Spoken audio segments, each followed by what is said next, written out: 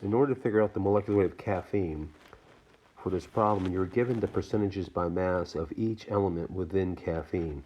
You're also told one more big fact, and that is the molar mass is about 195.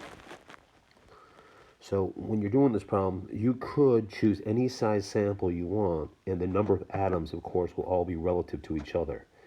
For a lot of problems, we choose a 100-gram sample because it just makes the math easier.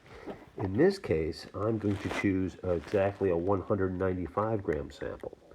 And so in a 195-gram sample, there should be 96.5 grams of pure carbon, which obviously all I did is I took 49% of 195. Now, if you check out the molar mass of carbon, that's 12. This means that there's about 8.0 moles. Repeating this for the rest of the elements in caffeine, 5.15% of 195 is about 10 grams of hydrogen, which correlates to 10 moles of hydrogen.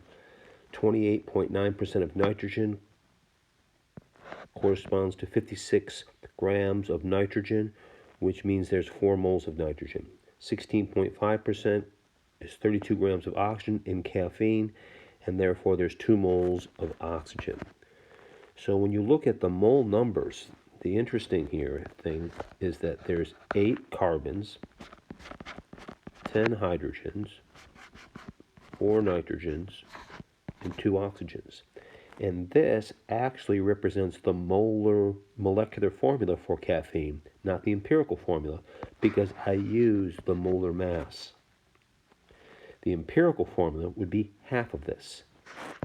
C4, H5, N2O1. But since I used 195 as the mass percentage, which is the mass of 1 mole, these are all the elements, the relative number of atoms of each of the elements inside 1 mole of caffeine.